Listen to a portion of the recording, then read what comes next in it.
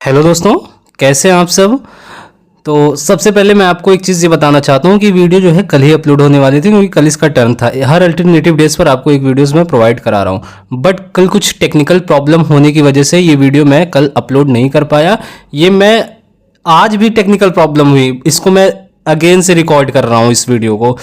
तो अभी मैं इसको रिकॉर्ड कर रहा हूँ। आज की जो वीडियो होने वाली है एसएससी एमटीएस सीरीज की, आपको पता होगी 2023 की हमारी सीरीज चल रही है, जो कि प्रीवियस ईयर इंग्लिश पीआईक्यू के रूप में चल रही है।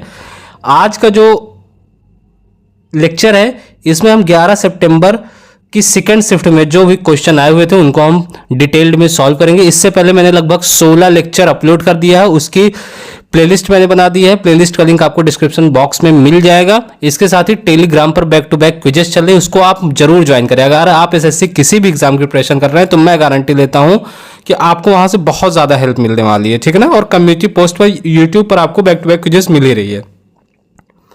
और मैं आपको एक चीज़ और बताना चाहता हूँ कि मैंने पेन टैब ले लिया है और मैं आपको एक अच्छा लेक्चर अब प्रोवाइड करने की कोशिश करूँगा, मतलब पूरा उसके साथ पीपीटी के साथ, और पूरा मैं आपको कोशिश करूँगा पीडीएफ भी प्रोवाइड करा दूँ जो लेक्चर मैं लूँ। तो उसकी वीडियो जल्द ही आएगी कि मैंने क्या क्या नई चीज़ें परचेज़ की हैं स्पेशली यूट्यूब के लिए, और बहुत सी चीज़ें आसान हो जाती हैं यार वो सब चीज़ लेने से। मेरा खुद का भी काफ़ी चीज़ें अच्छी हो जाती है। तो चलिए वीडियो स्टार्ट करते हैं। पहला क्वेश्चन है हमारा, यहाँ कह रहा है कि select the incorrectly spelled word. तो इसमें आपको इनकरेक्ट स्पेलिंग बताना है। 4 ऑप्शन दिए हुए हैं, क्यूरियोसिटी, वेहिमेंस, सुपरफिशियल, साइनागॉग। तो चलिए सबसे पहले इनकी मीनिंग हम समझते हैं, ठीक है ना। क्यूरियोसिटी मीन्स होता है जिज्ञासा। अगर इसके 2 सिनोनिम्स की बात करें तो इनक्विजिटिवनेस और इंटरेस्ट, ठीक है ना। वेहिमेंस, वेहिमेंस मीन्स होता है किसी चीज की तीव्रता होना, ठीक है ना। इंटेंसिटी या फिर पैशन, इंटेंसिटी या फिर पैसन, ये आपका 2 सिनोनिम हो जाएगा, ठीक है ना। सुपरफिशियल क्या होता है, सुपरफिशियल मीन्स होता है सतही टाइप का या ऊपरी, ठीक है ना। जिसको हम अगर इसके सिनोनिम्स की बात की जाए तो सैलो या फिर एक्सटर्नल हो जाएगा, ठीक है ना। साइनोगॉग, साइनोगॉग मीन्स होता है जहां पर ज्यूस प्रेयर करते हैं। ज्यूस का जो प्रेयर टेम्पल होता है उसे साइनोगॉग कहते हैं। जहां पर यहूदी अपनी पूजा स्थल मानते हैं उसी को साइनोगॉग कहते हैं। आई होप आपको क्लियर होगा। अब क्यूरियोसिटी की जो करेक्ट स्पेलिंग होगी वो ये होगी कि इसमें यू साइलेंट रहेगा, यू रहेगा ही नहीं, ठीक है ना। CURIOSITY, क्यूरियोसिटी, ये आपकी करेक्ट स्पेलिंग हो जाएगी। आई होप आपको क्लियर हुआ होगा। नेक्स्ट क्वेश्चन नंबर 2 है हमारा, कह रहा है कि select the most appropriate meaning of the underlined idiom in the following sentence, ठीक है ना। अंडर एक सेंटेंस दिया गया है, इसमें कुछ वर्ड्स को अंडरलाइन किया गया है, उसकी मीनिंग आपको बतानी है जो कि इडियम के फॉर्म में दिया गया है। कह रहे Riddhi believes in wearing her heart on her sleeves, that is why she has so many friends. Riddhi नाम की कोई लड़की है, कह रहा है, राइटर कहता है कि वो विश्वास करती है इस चीज पर कि वो wearing her heart on her sleeve, जो अपने दिल की सारी बात होती है वो अपने हाथ में ले आती है, अपने मुंह से बोल देती है, इसलिए क्योंकि उसके बहुत सारे फ्रेंड भी बन चुके हैं, उसके बहुत सारे फ्रेंड हैं। तो wearing her heart on her sleeve मतलब होता है टू क्रिटिसाइज समबडी, नहीं, अगर वो किसी को क्रिटिसाइज करती तो उसके फ्रेंड ही ना बनते। To wear a badge of honour, नहीं, यहाँ कोई ऑनर की बात नहीं हो रही, किसी तरह सम्मान की बात नहीं हो रही, बल्कि यहाँ बात हो रही to openly and freely express once emotion. यहाँ इमोशंस की बात हो रही है, यहाँ फीलिंग्स की बात हो रही है जो आप खुलकर अपने एक्सप्रेस करते हैं। तो रिद्धि इसी पर बिलीव करती है कि आपके जो अंदर की इमोशंस फीलिंग्स है आप उसको खुलकर एक्सप्रेस कर सके, ठीक है ना। तो वही यहाँ पर इसका करेक्ट ऑप्शन हो जाएगा, ठीक है ना। आई होप आपको क्लियर हुआ होगा। नेक्स्ट क्वेश्चन नंबर 3 है, कह रहा है कि select the most appropriate meaning of the given idiom. एक इडियम दिया गया है, उसका आपको अप्रोप्रिएट मीनिंग बतानी है। तो अगर आपने अच्छे से लेक्चर, हमारा प्रीवियस लेक्चर देखा होगा तो उसमें मैंने कई बार इसका जिक्र किया है। टू क्रॉस स्वार्ड्स, जब 2 तलवारों को आपस में ऐसे टांगा जाता है, आपको पता होगा, तो उसका मतलब क्या होता है, मार देना नहीं, मारना नहीं होता है। टू अरेंज, नहीं, किसी चीज़ को क्या सीक्वेंस में लगा रहे, नहीं। टू फाइट होता है, मतलब ये फाइट का सिंबल है, जब 2 तलवार आपस में ऐसे करके खड़े रहे, ठीक है ना। टू क्रॉस, ये दोनों क्रॉस हो रहे हैं ना, स्वार्ड्स मीन्स तलवार होती है, ठीक है ना। तो इसका क्या मतलब हो, टू फाइट, लड़ाई झगड़ा करना, इसका ये मतलब हुआ, ठीक है ना। आई होप आपको क्लियर हुआ होगा। नेक्स्ट क्वेश्चन नंबर 4 है, फिलर से आया हुआ है, कह रहा कि select the most appropriate option to fill in the blanks. Virtual worlds are recently new phenomena in that they dash people to meet and socially interact with others in a variety of online environments। अब इसका मतलब क्या हुआ, देखिए कह रहा है विर्चुअल words, जो विर्चुअल वर्ड्स है जिसे हम सिर्फ फील कर सकते हैं, ठीक है ना, मतलब जो रियलिटी में है ही नहीं। Virtual worlds are recently new phenomena in that they, एक ऐसा फिनोमेना बन गया है अभी हाल ही में, क्या, people to meet and socially interact, जो लोगों को मिलाता है और सोशली इंटरेक्ट करने की ऑफर करता है। बहुत से कह रहा है other in a variety of online environments, बहुत सी वेराइटी में ऑनलाइन इन्वायरमेंट के, जैसे आप वीडियो कॉल कर ले रहे हैं, वॉइस कॉल कर ले रहे हैं, या बहुत से ऐसे मीडियम बन चुके हैं। तो इस यहाँ क्या करेक्ट फील, फॉरबिड मतलब होता है मना करना किसी चीज़ को। अगर इसके समझ पूछा जाए तो हो जाएगा बैन, रिस्ट्रिक्ट या फिर प्रोहिबिट। ब्रिंग मतलब होता है किसी चीज़ को लाना, कैरी या फिर फेच। चूज मतलब चुनना होता है।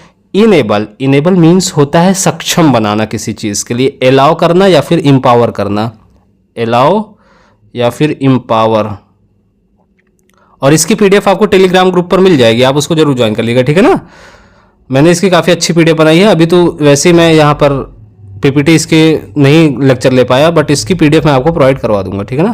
तो यहाँ करेक्ट ऑप्शन क्या फिल होगा, virtual worlds are recently new phenomena in that they. Virtual world एक नए फिनोमेना के साथ उभर कर आया है, एक नई घटना के साथ, कि वो इनेबल मतलब सक्षम बनाता है। क्या विर्चुअल वर्ड सक्षम बनाता है लोगों को एक दूसरे से मिलने के लिए और सोशली इंटरेक्ट विद अदर्स, सामाजिक रूप से मिलने के लिए भी कई वैरायटी में, कई ऑनलाइन मीडियम में ये सक्षम बनाता है, ठीक है ना। आई होप आपको क्लियर हुआ होगा। नेक्स्ट क्वेश्चन नंबर 5 है, कह रहा कि the following sentence has been split 4 segment, identify the segment that contains an error. I have seen a movie on schooling yesterday. मैंने सबसे पहले ये चीज़ आपको बताई है कि एरर कभी भी आप चेक करें तो सबसे पहले आपको सेंटेंस के टेंस को देखना है। तो ये कौन सा टेंस है, यहाँ तो प्रेजेंट परफेक्ट टेंस लग रहा है, I have seen present perfect tense, a movie on schooling yesterday. But ये यस्टरडे क्या है, यस्टरडे तो जो बीत चुका है कल उसकी बात कर रहा ना। अगर टुमारो लिखा होता तो आने वाला कल होता, बट ये यस्टरडे मतलब पास्ट की बात कर रहा, और सेंटेंस का टेंस क्या है, प्रेजेंट परफेक्ट दिया हुआ है। हमें यूज क्या करना है, जब कभी भी पास्ट की टाइमिंग मेंशन हो, आपने पढ़ा होगा, जब कभी भी पास्ट की टाइमिंग मेंशन हो, यस्टरडे, ठीक है ना, 2 मंथ एगो, ऐसे और भी जो टाइम है, तो उसके लिए हम सिंपल पास्ट का यूज करते हैं। यहाँ क्या होना चाहिए, आई सॉ अ मूवी, ये होना चाहिए, I saw a movie on schooling yesterday. I have scene incorrect usage है, तो करेक्ट ऑप्शन क्या हो जाएगा, आई हैव सीन। होना क्या चाहिए, I saw a movie. I hope आपको क्लियर हुआ होगा। नेक्स्ट क्वेश्चन नंबर 6 है हमारा, एंटोनिम से। चीप का एंटोनिम पूछ रहा है। चीप, चीप क्या होता है, चीप मतलब होता है बहुत ही ज़्यादा सस्ता, जिसे आप अफोर्ड कर सकें। इकोनॉमिकल जिसे कहते हैं, जस्ट उसका अपोजिट एक्सपेंसिव होता है। एक्सपेंसिव के अदर सिनोनिम है कॉस्टली या फिर प्राइसी, प्राइसी भी आप कह सकते हैं, कॉस्टली या फिर प्राइसी। इग्नोरेंट मतलब होता है अज्ञानी, जिसे कुछ पता ही ना हो। अनइन्फॉर्म्ड, अनअवेयर, इलिटरेट, ठीक है ना। ओल्ड मतलब होता है पुराना। अनटेंगल मीन्स क्या होता है, देखिए अनटेंगल मीन्स होता है सुलझाना, अनरॉवेल या फिर सॉल्व करना, ठीक है ना। ये आपका करेक्ट ऑप्शन हो जाएगा। क्वेश्चन नंबर 7 है, ये क्वेश्चन टैग से आया हुआ है। Correct, select the most appropriate substitute the underline segment in the given sentence. Kavya invited all her friends. Kavya ने अपने सारे दोस्तों को इनवाइट किया, क्या उसे भी किया। अब ये बताइए, सबसे पहली चीज यहां पर आप एक रूल समझिए, क्वेश्चन टैग के कभी भी सेंटेंस आएगा तो जिस टेंस में रहेगा उसी टेंस का क्वेश्चन टैग भी लगेगा, उसी टेंस का हेल्पिंग वर्ब भी लगेगा क्वेश्चन टैग में। बस फर्क इतना रहता है, अगर सेंटेंस जो है आपको पॉजिटिव दिया है तो क्वेश्चन टैग आपका निगेटिव हो जाएगा, ये डिफरेंस है इसमें, ठीक है ना। तो यहाँ सेंटेंस जो है पॉजिटिव दिया गया है तो क्वेश्चन टैग यहाँ क्या आएगा, निगेटिव आएगा। बट यहाँ क्या टेंस के अकॉर्डिंग क्वेश्चन टैग आया है, नहीं, यहाँ सिंपल पास्ट दिया हुआ है। और पास्ट इंडेफिनिट टेंस में अगर निगेटिव आप सेंटेंस बनाते हैं तो उसमें डिड नॉट का यूज करते हैं। तो क्वेश्चन टैग में भी वही रहेगा ना, इजंट क्या है, इज नॉट, इट क्या है, यहाँ रहेगा डिडेंट शी, और सी से रिप्लेस करना ही हर हाल में, इसमें आप कोई लॉजिक मत लगाइए। देखिए सी यहाँ भी दिया हुआ है, सी यहाँ भी दिया हुआ है, सी यहाँ भी दिया हुआ है। और सी किसके सेंस में आया, काव्या के सेंस में आया है, ठीक है ना। आई होप आपको क्लियर हुआ होगा। नेक्स्ट क्वेश्चन नंबर 8 है, कह रहा कि select the most appropriate idiom to fill in the blanks. कह रहा the deal was dash for 3 months. कोई डील थी, कोई डील हुई थी, वो 3 महीने के लिए। अब 3 महीने के लिए क्या हुई, अब वही आपसे पूछा है कि करेक्ट फिलर यहाँ फिल करिए। कट नो आइस, ये सारे इडियम दिए हुए हैं। कट नो आइस मीन्स होता है हैव नो इफेक्ट और इन्फ्लुएंस, मतलब किसी भी तरह का प्रभाव या किसी की भी तरह का असर ना पड़ना। ब्रोकन द आइस, इसका मतलब होता है बातचीत स्टार्ट कर देना, जैसे बहुत दिन से बातचीत बंद हो या फिर सब लोग शांत बैठे हों तो अचानक में बातचीत शुरू कर देना। स्टार्टेड द कन्वर्जेशन और मेड पीपल कंफर्टेबल, ठीक है ना। टिप्ड ऑफ द आइसबर्ग, इसका मतलब होता है small part of a large problem, ठीक है ना। पुट ऑन आइस, इसका मतलब समझिएगा क्या होता है। पुट ऑन आइस का मतलब होता है डिले और पोस्टपोन, डिले और पोस्टपोन, ये आपका करेक्ट ऑप्शन हो जाएगा। तो क्या हुआ, द डील वाज 3 मंथ के लिए क्या कर दी गई, डिले कर दी गई, पोस्टपोन कर दी गई, स्थगित कर दी गई, ये कहने का यहाँ सेंस। आई होप आपको क्लियर हुआ होगा। नेक्स्ट क्वेश्चन नंबर 9 है हमारा, कह रहा कि the given sentence contains an error, मतलब ये सेंटेंस जो दिया हुआ है नीचे इसमें इरर है। आपको क्या करना है, select the option that correctly rectifies the error. आपको ऐसे ऑप्शन को सिलेक्ट करना है जो इस क्वेश्चन के इरर को दूर कर सके। तो सबसे पहली चीज आप सेंटेंस पढ़िए, this is the oldest standing structure of Chola architecture in India. मतलब देखिए इसका सेंस क्या निकला, अगर हिंदी में नहीं बताऊं, कह रहा कि यह एक बहुत ही इल्डेस्ट स्टैंडिंग स्ट्रक्चर, ये जो ढांचा है बहुत ही पुराना, उसका कहने का सेंस है कोई ढांचा है बहुत ही पुराने के सेंस में तो होगा, क्योंकि चोला आर्किटेक्चर की बात की जा रही ना, और चोला आर्किटेक्चर आज का तो है नहीं, कई सौ साल पुराने की बात की जा रही है। तो सबसे पहली चीज़ जो इल्डर और इल्डेस्ट का हम यूज़ करते हैं वो अपने भाई बहनों के लिए यूज़ करते हैं, सिबलिंग्स के लिए यूज़ करते हैं, जिससे ब्लड कनेक्शन हो उसके लिए यूज़ करते हैं, जिससे ब्लड रिलेशन हो, ठीक है ना। तो यहाँ इल्डेस्ट नहीं आएगा। अगर कोई स्ट्रक्चर है, कोई नॉन लिविंग थिंग है, तो उसके लिए हमेशा ओल्डर का यूज़ करते हैं, ओल्ड, ओल्डर, ओल्डेस्ट, ठीक है ना। ये आपका क्लियर हो गया, ठीक है ना। अब देखिए ऑप्शन एलिमिनेशन कैसे करेंगे। मोर ओल्डर तो होता नहीं है, this is the more older. देखिए डबल कंपेरेटिव कैसे आ सकता है, इसका कंपेरेटिव तो ऑलरेडी ओल्ड, ओल्डर, ओल्डेस्ट होता है, ये तो मोर क्यों लगा, नहीं होना चाहिए, ठीक है ना। This is the most old, most old भी गलत है 100%। मोर इल्डर, इल्डर तो आ नहीं सकता, मैंने बताया आपको वो सिर्फ ब्लड रिलेशन के लिए आता है, और यहाँ डबल कंपेरेटिव भी हो गया है, आना क्या चाहिए, this is the oldest standing. देखिए सुपरलेटिव डिग्री के पहले यहाँ द आर्टिकल का यूज भी हुआ है।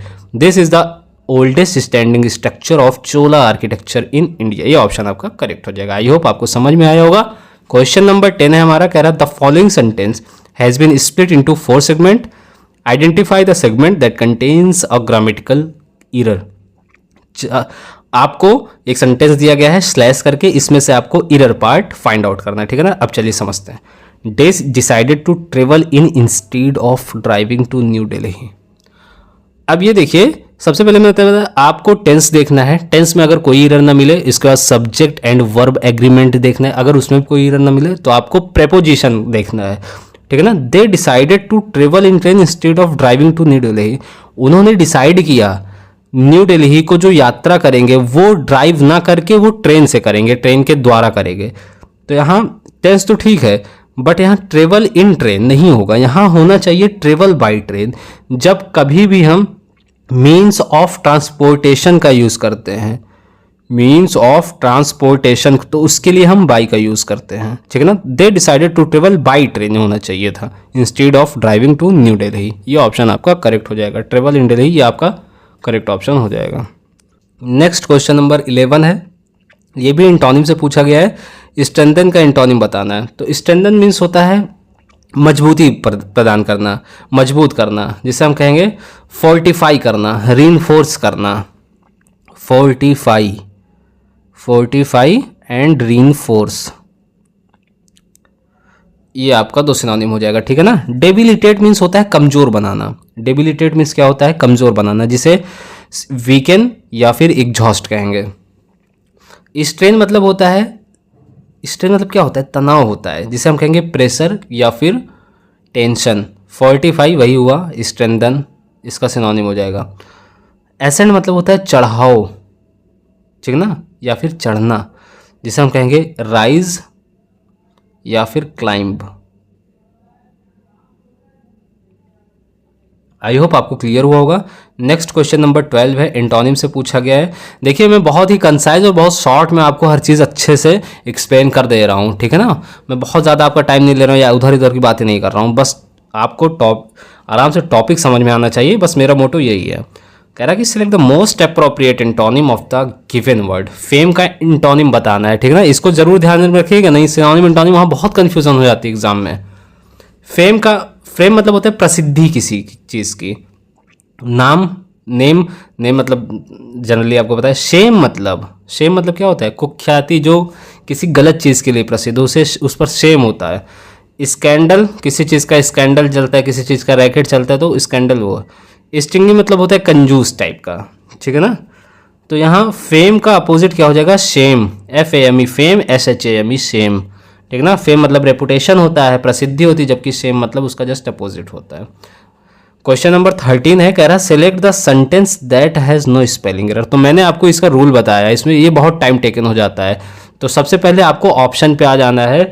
ऑप्शन के एक ऑप्शन के जब सेंटेंस को पढ़ना स्टार्ट करेंगे आप, तो आपको ये चेक करना है कि जब सेंटेंस आप पढ़ रहे हैं तो कौन सा वर्ड आपको गलत मिल गया, तो उसको तुरंत वहीं कट करके नीचे सेकेंड ऑप्शन पे आ जाएंगे। ऐसा नहीं पूरा आपको पढ़ना है, पूरा नहीं पढ़ना। चलिए अब मैं बताता हूँ कैसे। कह रहा कि my new phone has a high resolution. सबसे पहली चीज़, रिजोल्यूशन की स्पेलिंग यहाँ गलत है, तो अब इसको हम यहाँ ड्रॉप करते हैं। My new phone has a high resolution, double L होता नहीं है तो रिजोल्यूशन ये भी गलत हो गया। अब चलिए फोर्थ ऑप्शन को देखते हैं। My new phone has a high resolution screen, यहाँ स्क्रीन की स्पेलिंग ऑलरेडी गलत दे दी गई। रिजोल्यूशन को ठीक है, बट स्क्रीन की स्पेलिंग, जो मोबाइल की स्क्रीन होती है उसके लिए जो हम स्पेलिंग यूज़ करते हैं SCREEN, स्क्रीन, ये यूज़ करते हैं। तो यहाँ क्या हो जाएगा, my new phone has a high resolution screen and powerful processor which makes it perfect for streaming videos and playing games. ये आपका करेक्ट ऑप्शन है। देखें यहाँ स्ट्रीमिंग की भी स्पेलिंग गलत दी हुई है, ठीक है ना। और पावरफुल की स्पेलिंग यहाँ पर गलत दी हुई है, प्रोसेसर की स्पेलिंग यहाँ गलत दी हुई है। तो आपका करेक्ट ऑप्शन क्या हो जाएगा, option number 3। My new phone has a high resolution screen and a powerful processor which makes perfect for streaming videos and playing games. I hope आपको क्लियर हुआ होगा। नेक्स्ट क्वेश्चन नंबर 14 है, कह रहा identify the incorrectly spelled word in the following sentence. एक sentence दिया हुआ है, इसमें इनकरेक्ट स्पेलिंग दिया, तो मैंने इसका भी रूल आपको बताया था, इसको भी कैसे अटेम्प्ट करेंगे वो बताया था। अगर इनकरेक्ट स्पेलिंग आपको फाइंड आउट करने, डायरेक्ट आप ऑप्शन पे आइए, सेंटेंस मत पढ़िए, आपका टाइम बच जाएगा। प्रिपेयर्ड ठीक है, डॉक्टर की स्पेलिंग यार सरासर गलत लिखी हुई है, DOCTOR, डॉक्टर, ये आपकी करेक्ट स्पेलिंग हो। यूजुअली ठीक है, इमरजेंसी ठीक है, आपातकाल। क्वेश्चन नंबर 15 है, वन वर्ड सब्सटीट्यूशन से पूछा है। कह रहा the underline group of words. I suppose dancing that well would require a lot of actual application. इसमें डांसिंग की बात हो रही है, जिसके लिए अगर आपको बढ़िया अच्छे से डांस आपको सीखना है। I suppose dancing that well would require a lot of actual, कहते हैं डांसिंग के लिए एक परफेक्ट तरीके की एक्चुअल एप्लीकेशन उसके लिए बहुत ज़रूरी हो है। I suppose dancing that well would require a lot of actual application. तो एक्चुअल एप्लीकेशन क्या होता है, क्या प्रिवेंशन होता है। प्रिवेंशन मतलब होता है रोकथाम करना। परसिवरेंस मीन्स होता है किसी चीज़ की कंटिन्यूटी बनी रहना। प्रैक्टिस मतलब होता है अभ्यास करना, ठीक ना। परसेप्शन मतलब होता है किसी चीज़ की, मतलब उसका परसेप्शन बनाकर रखना। आई नो आप समझते होंगे परसेप्शन। आप देखिए एक्चुअल एप्लीकेशन मतलब क्या होता है, जैसे आप सीजीएल की प्रिपरेशन हम लोग करते हैं या एमटीएस की प्रिपरेशन करते हैं, तो उसके लिए हम लोग क्या प्रैक्टिस करते हैं, प्रैक्टिस सेशन लेते हैं, प्रैक्टिस मॉक देते हैं और दबा कर खूब प्रैक्टिस करते हैं। तो वही एक्चुअल एप्लीकेशन जब तक हम नहीं परफॉर्म करेंगे, हम किसी चीज़ में वेल वर्स्ड नहीं हो सकते हैं। तो ये कह रहा है I suppose dance that well would require a lot of actual application, जिसका मतलब हुआ प्रैक्टिस। डांस एक अगर अच्छा आपको डांसर बने उसके लिए बहुत ज़बरदस्त प्रैक्टिस की ज़रूरत पड़ेगी। आई होप आपको क्लियर हुआ होगा। नेक्स्ट क्वेश्चन नंबर 16 है, कह रहा the following sentence has been split into 4 segments, identify the segment that contains a grammatical error. Grammatical error find out करना है आपको। चलिए सबसे पहले सेंटेंस पढ़ते हैं। A music is a great way to express your emotions. कह रहा है म्यूजिक ही एक ऐसा रास्ता है, एक ऐसा ग्रेट जरिया है जिसके थ्रू आप अपने इमोशंस को एक्सप्रेस कर सकते हैं, इमोशंस को आप प्रकट कर सकते हैं, व्यक्त कर सकते हैं। सबसे पहली चीज़ समझिए म्यूजिक क्या है। म्यूजिक यहाँ पर अनकाउंटेबल नाउन है। म्यूजिक जिसको आप सिर्फ फील कर सकते हैं, काउंट नहीं कर सकते हैं, ठीक है ना, कि उसकी गिन नहीं सकते, इसको आप सिर्फ फील कर सकते हैं, ठीक है ना म्यूजिक। तो म्यूजिक जब अनकाउंटेबल नाउन आती है तो उसके आगे हम किसी भी आर्टिकल का यूज़ नहीं करते हैं। तो यहाँ एक म्यूजिक, दो म्यूजिक की बात नहीं हो रही, यहाँ ओवरऑल म्यूजिक की बात हो रही है। तो यहाँ कोई स्पेसिफिक म्यूजिक की बात नहीं हो रही, तो यहाँ कोई नंबर की बात नहीं हो रही, तो ए म्यूजिक नहीं होगा, जहाँ सिर्फ सिंगल म्यूजिक होना चाहिए। Music is a great way to express your emotions. Next question number 17 है और बहुत ही दमदार क्वेश्चन है, इसको समझिएगा अच्छे से। कह रहा है you are an intellectual with a professional degree, you can do wonders as. You are an intellectual, आप इंटेलेक्चुअल हो, उसके साथ में आपके पास प्रोफेशनल डिग्री भी है। यू कैन डू वंडर्स, आप बहुत ही आश्चर्यचकित करने वाला काम कर सकते हो। जैसे अब 4 ऑप्शन दिया हुआ है, इसमें से एक ऑप्शन आपको अप्रोप्रिएट फिल करना है। अब चारों ये ईडियम दिए हुए हैं। सबसे पहले इनकी मीनिंग हम समझते हैं। You are playing with fire, इसका मतलब होता है taking a big risk. Big risk, मैं इसको ऐसे लिख देता हूँ, बिग रिस्क, ठीक ना। You can say it again, इसका मतलब होता है कंप्लीटली एग्री, किसी चीज़ पर पूर्णतः सहमत हो जाना, कंप्लीटली एग्री। योर माइलेज में वेरी, इसका मतलब होता है रिजल्ट में differ for each person. The world is your oyster, इसका मतलब होता है अपॉर्चुनिटीज आर लिमिटलेस, मतलब अपॉर्चुनिटी जो है वो लिमिटलेस होती हैं। तो इसके सेंस में क्या निकल के आएगा, यही ऑप्शन सही होगा। You are an intellectual with professional degree, you can do wonders as the world is your oyster. तो इंटेलेक्चुअलिटी के सेंस में अपॉर्चुनिटी का यही सेंस ना करेक्ट होगा यहाँ पर। आई होप आपको क्लियर हुआ होगा। नेक्स्ट क्वेश्चन नंबर 18 है, कह रहा रश्मि वर्क्स एट द हॉस्पिटल, ये भी क्वेश्चन टैग से आया हुआ है। डोंट सी, तो मैंने बताया था जो सेंटेंस का टेंस होगा उसी का क्वेश्चन टैग भी होगा। इसके साथ साथ सिर्फ इसमें डिफरेंस क्या रहेगा, अगर सेंटेंस पॉजिटिव दिया हुआ है तो क्वेश्चन टैग निगेटिव हो जाएगा, एंड अगर सेंटेंस नेगेटिव दिया गया है तो क्वेश्चन टैग पॉजिटिव हो जाएगा, ठीक है ना। Rashmi works at the hospital, don't see. और आप देखिए यहाँ क्या डू डज सब्जेक्ट के अकॉर्डिंग लगा हुआ है, नंबर्स के अकॉर्डिंग लगा हुआ है। सब्जेक्ट वर्ब एग्रीमेंट का रूल आपको पता है ना, तो सी के साथ हम डज का यूज़ करते हैं, थर्ड पर्सन के साथ हम डज का यूज़ करते हैं। तो यहाँ क्या होना चाहिए, सी डज होना चाहिए ना। क्वेश्चन टैग के लिए क्या हो जाएगा, डजेंट सी, ये ऑप्शन आपका करेक्ट हो जाएगा, doesn't see. Next question number 19 है, कह रहा Radha will have learned cooking by the time she will have married. अब देखिए यहाँ पर एरर आपको बताना है। यहाँ 2 सेंटेंस आपको दिखता होगा, Radha will have learned cooking by the time, ठीक है ना, एक सेंटेंस ही हो गया। नेक्स्ट सेंटेंस आपको दिखता होगा सी विल हैव मैरिड। अब दोनों का अगर हिंदी सेंस निकालेंगे तो आपको सही लगेगा पढ़ने में। Radha will have learned cooking by the time, Radha time के अकॉर्डिंग कुकिंग सीख चुकी होगी जब उसकी शादी होगी, यही ऐसा सेंस निकलना। जबकि हमने पढ़ा क्या है, जब 2 सेंटेंस दिए हों और दोनों फ्यूचर में दिए हों तो सबसे पहली चीज़ एक सेंटेंस फ्यूचर में होगा, दूसरा सेंटेंस प्रेजेंट में होगा, और जो काम बहुत ज़्यादा संभावना होगी जिस काम के होने की वो फ्यूचर में हम रखेंगे, और जो लेस पॉसिबिलिटी होगी, जो उसके बाद का काम होगा, जो सेकेंडरी वर्क होगा, वो हम प्रेजेंट, सिंपल प्रेजेंट में रखेंगे, ठीक है ना। तो यहाँ क्या होना चाहिए, Radha will have learned cooking by the time she gets married, she gets married, ये आपका यहाँ होना चाहिए। तो करेक्ट ऑप्शन क्या हो जाएगा, सी विल हैव मैरिड, ठीक है ना, ये ऑप्शन आपका करेक्ट हो जाएगा। होना क्या चाहिए, she gets married. Next question number 20 है, कि select the option that can be used as one word substitute for the given group of the words. Fear of closed spaces, काफ़ी दिन बाद ये वन वर्ड सब्स्टिट्यूशन देखने को मिला। तो फियर ऑफ क्लोज्ड स्पेसेस, इसका मतलब होता है क्लास्ट्रोफोबिया, जो बहुत ही जहाँ पर क्लस्टर हो, जहाँ पर बहुत ही कंडेंस टाइप का हो, डेंस टाइप का हो, उसे हम क्लोज्ड स्पेस के लिए क्लास्ट्रोफोबिया यूज़ करते हैं। जीनोफोबिया क्या होती है, जीनोफोबिया होती है fear of strangers and fear of foreigners, strangers and foreigners, ये हो जाएगा। हाइड्रोफोबिया, इसे हम एक्वाफोबिया भी कहते हैं, ठीक है ना, पानी से जो डर लगता हो।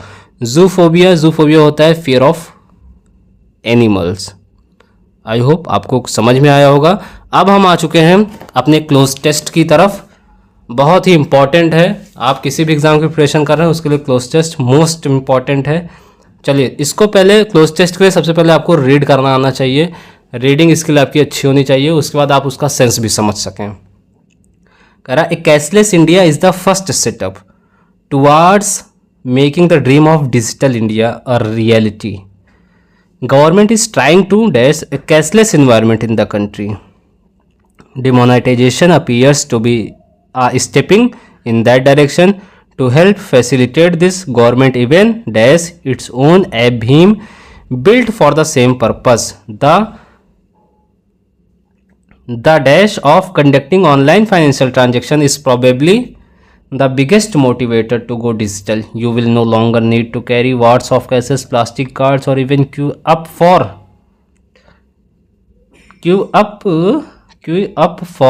ATM withdrawals.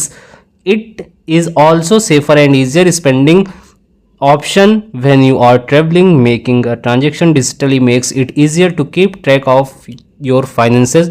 अभी मैं इसका हिंदी मीनिंग आपको बताता हूँ। The dash are enormous for everyone if you live out the low income group, which will face a huge challenge for the rest of country. It is constructive and simple. However, the convenience of net banking, m-banking, card और mobile wallet transaction can make you spend more than your budget. आप कह रहे हैं कि एक cashless India is the first step toward making the dream of digital India a reality. एक जो cashless India का जो हम लोगों ने ख्वाब देखा है, जो सपना देखा है, जो बहुत सारी चीज़ें उसके इर्द गिर्द सोची है, उसके रोड पर, उस रूट पर चलने का जो पहला स्टेप हमारा है वो क्या है? कैशलेस इंडिया का है। मतलब कैश तो होना ही नहीं चाहिए, तभी हमारा जो ड्रीम ऑफ डिजिटल इंडिया है वो रियलिटी में कन्वर्ट होगा। ठीक है ना। Government is trying to dash a cashless environment in the country. Government कोशिश कर रही है क्या करने की, क्या बनाने की? Cashless environment in the country. तो जब कोई चीज़ बनाने का जब सेंस आएगा तो सबसे पहले फर्स्ट पिलर देखिए क्या कह रहा है। प्रीच मतलब उपदेश देना होता है, डिटरमाइंस मीन्स होता है निश्चित रूप से, प्रोसीड मतलब होता है आगे बढ़ाना, क्रिएट। तो गवर्नमेंट क्या कर रही है? बनाने की कोशिश कर रही है ना, तो यहाँ क्रिएट आएगा। Government is trying to create a cashless environment in the country. ठीक है ना। नेक्स्ट पिलर देखते हैं। Demonetisation appears to be a stepping. जो डीमोनेटाइजेशन हुआ था, जो विमुद्रीकरण हुआ था, आप बताएंगे कमेंट सेक्शन में विमुद्रीकरण कब हुआ था। डीमोनेटाइजेशन जो हुआ था वो ऐसा प्रतीत होता है कि ये उसी डायरेक्शन में एक मील का पत्थर साबित होगा। मील का पत्थर, स्टेपिंग स्टोन एक इडियोमेटिक फ्रेज होती है। स्टेपिंग स्टोन उसका मतलब होता है मील का पत्थर साबित होना, इन दैट डायरेक्शन। मेथड नहीं होगा, मैटर नहीं होगा, स्टेयर्स मतलब नहीं होगा, स्टोन होगा यहाँ पर। Demonetisation appears to be a stepping stone in that direction. ठीक है ना। नेक्स्ट फिलर देखते हैं, कहता है to help facilitate this government even dash its own app भीम built for the same purpose. मतलब टू हेल्प फैसिलिटेट दिस, इस चीज को और सुगम बनाने के लिए, to help facilitate this government even, यहां तक गवर्नमेंट ने क्या किया? इट्स ओन ऐप भीम UPI build for the same purpose. एक भीम ऐप आया हुआ था, आपको पता होगा, अभी भी रिसेंटली वो चल रहा है, काफ़ी अच्छी कई जगह चल रहा है, कई कंट्री में उसका यूज़ हो रहा है। तो इट्स ओन ऐप भीम built for the same purpose. जो भीम यूपीआई बिल्ट किया उसको अब क्या करेगा गवर्नमेंट इवन, मतलब फॉलोअप करना नहीं, सेंस लॉन्च करना। जब कोई चीज़ गवर्नमेंट बनाती है या कोई बुक पब्लिश करनी होती है या किसी एक्टर को लोगों के सामने दिखाना होता है, तो उसके लिए बाइक कार को कुछ लाना होता है दुनिया के सामने, तो उसके लिए एक स्पेसिफिक वर्ड यूज होता है, वो है लॉन्च। तो वो यहाँ यूज होगा थर्ड नंबर पर। This to help facilitate this government even launched its own app भीम built for the same purpose. ठीक है ना। नेक्स्ट फिलर के लिए चलते हैं, अब इसको रीड करते हैं। द फोर्थ नंबर का फिलर है the dash of conducting online financial transaction is probably the biggest motivator. The conducting मतलब द ईज ऑफ, सबसे पहली चीज हैसल मीन्स होता है बहुत ही ज़्यादा, जिसमें जल्दबाजी जिस चीज़ में हो। एगोनी मीन्स होता है क्रोध या पीड़ा। डिले मीन्स होता है देर करना। और यहाँ पर जो प्रेपोजिशन आया है वो प्रेपोजिशन फिक्स्ड प्रेपोजिशन है, वो ईज के साथ ही यूज होगा। ईज ऑफ मीन्स होता है सरल कर देना, किसी चीज़ को सुगम बना देना। The ease of conducting online financial transaction मतलब जो ऑनलाइन फाइनेंशियल ट्रांजेक्शन होता है उसका जो आसानी से जो हो जाता है इस प्रॉबेबली द बिगेस्ट मोटिवेटर, और वो संभवतः बहुत बड़ा ही बिगेस्ट मोटिवेटर इस वे में शामिल है टू गो डिजिटल। ठीक है ना, motivated to go digital. You will no longer need to carry wads of cash. अब तुम्हें नोटों की गड्डियां साथ में लेकर घूमने कोई जरूरत नहीं है। प्लास्टिक कार्ड्स और even queue up for transactions for ATM withdrawals. It also safer and easier spending option when you are travelling. ये बहुत ही ज़्यादा सेफ है, ये बहुत ही ज़्यादा इजी है, और स्पेंड करने के मामले में भी आपको कई ऑप्शन मिलते हैं जब आप यात्रा कर रहे हो। ठीक है ना, ये हो गया। अब 5th नंबर का फिलर हम देखते हैं। 5th नंबर का फिलर कह रहा है कि making transaction digitally make it easy to keep track of your finance. The dash are challenge for the rest of the country. It is constructive and simple. However, the convenience of net banking, M-banking card और mobile wallet transaction can make you spend more than your budget. ये कह रहा है कि अब देखिए यहाँ attempt दिया हुआ है, scenarios, benefits and severity. Severity सबसे पहली चीज़, यहाँ अगर बेनिफिट्स हम भरते हैं तो फिल करते हैं तो the benefits are enormous for everyone if you leave out the low income group. इसका जो बेनिफिट है वो बहुत ही इनॉर्मस है, बहुत ही ज़्यादा है, बहुत ही बड़ा है, फॉर एवरीवन, प्रत्येक के लिए। इफ़ यू लीव, यदि आप छोड़ देते हैं out of the low income group, अगर लो इनकम ग्रुप को यहाँ से हटा देते हैं तो इसका बहुत ही ज़्यादा बेनिफिट है, बहुत ही बड़ा बेनिफिट है। Which will face a huge challenge for the rest of the country. It is the constructive and simple, however the inconvenience of net banking. यद्यपि जो कन्वीनियंस ऑफ नेट बैंकिंग है, एम बैंकिंग है, card है, mobile wallet का जो transaction है, ये can make you spend more money than your budget. ये ज़्यादा अधिक आपसे पैसा खर्च करवा सकता है, आपके बजट से भी ज़्यादा। ठीक है ना, ये यहाँ कहने का सेंस है। आई होप आपको क्लियर हुआ होगा। तो ये रहा आज का यार 25 आउट ऑफ 25 क्वेश्चन। आपने कितने क्वेश्चन सही किए हैं आप कमेंट सेक्शन में ज़रूर बताएं, और आगे कौन से एग्जाम के पेपर आप चाहते हैं, कौन सा मैं सॉल्यूशन अपलोड करूं विद डिटेल्ड सॉल्यूशन, वो आप कमेंट सेक्शन में ज़रूर बताएं। मिलते हैं आपके साथ नेक्स्ट वीडियो में, तब तक आप अपना ख्याल रखिएगा। Thanks for watching.